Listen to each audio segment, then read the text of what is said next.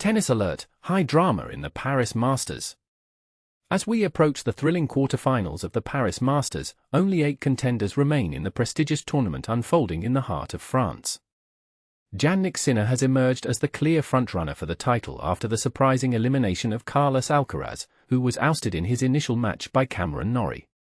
Even more astonishingly, Norrie was then defeated by Valentin Vacherot, who will now face off against Felix Auger-Aliassime for a chance to advance to the semi-finals.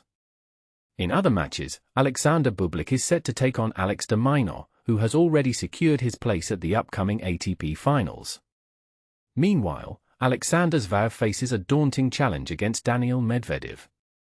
Sinner's matchup against Ben Shelton will complete the lineup for the remaining quarter-finals, while it's noteworthy that Novak Djokovic has decided to abstain from participating in the Paris Masters for the second consecutive year. Updates as they happen. Recent developments include: Auger-Aliassime dashes Vacherot's winning streak. In a decisive turn of events, Valentin Vacherot's impressive run in the Masters 1000 series has officially come to a halt. The Monegasque player had made waves by securing 10 consecutive main draw victories in Masters tournaments, including a triumphant win at the Shanghai Masters followed by a quarter-final appearance in Paris. However, his journey came to an abrupt end when he faced the unstoppable Felix Auger-Aliassime, succumbing to a 6-2, 6-2 defeat on Friday.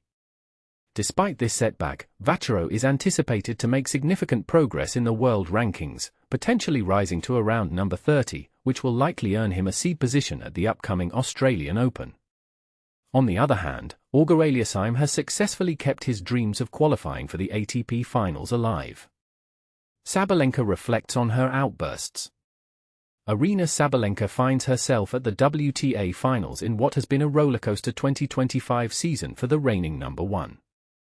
After experiencing both highs and devastating lows, including 2 Grand Slam final defeats, the Belarusian has candidly shared the crucial lessons learned from her on-court frustrations. She has openly acknowledged that her past tendencies of screaming and throwing rackets ultimately hindered her performance. The core lesson I've realized is that regardless of my internal emotions or frustration, it's essential to remain calm and clear-headed to stick to my match strategy. No matter the circumstances, maintaining control is key, Sabalenka articulated. Reflecting on her early finals, she recognized that outbursts like yelling and throwing her racket did not contribute to victory. While it can be important to express emotions, completely losing control achieves nothing. This was my biggest takeaway. Early season conclusion for João Fonseca. Brazil's João Fonseca has announced his withdrawal from the upcoming ATP 250 event in Athens, effectively concluding his season prematurely. This decision follows his elimination in the second round of the Paris Masters at the hands of Karen Khachanov. Before the new season kicks off, Fonseca is scheduled to participate in an exhibition match against Carlos Alcaraz in Miami this December. Bublik and Moutet continue their feud. The rivalry between Alexander Bublik and Corentin Moutet has flared up once again, with Bublik taking to social media to question Moutet's behavior. "I never speak disrespectfully before a match and expect the same from my opponents. If a player acts poorly during a match, I'm willing to speak my mind."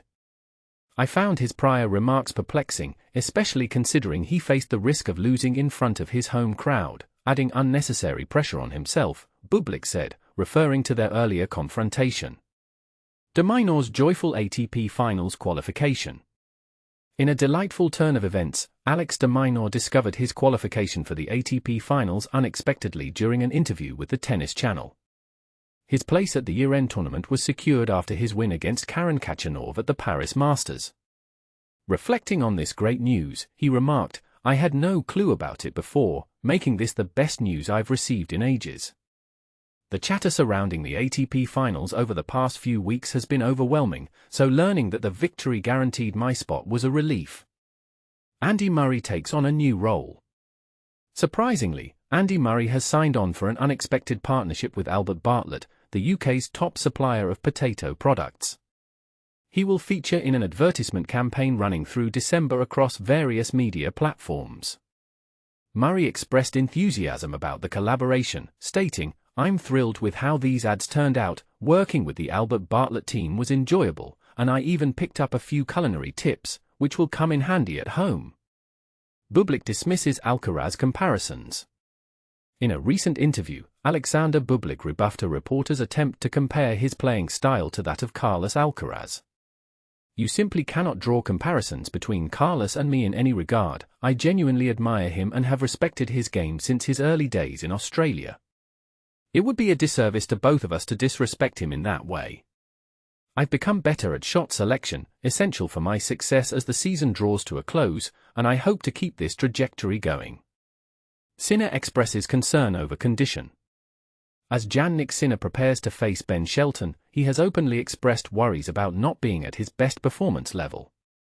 Following a successful yet physically taxing match against Francisco Cerundolo, he admitted, "I'm managing the situation as best I can, but undeniably, I'm not at my full capacity.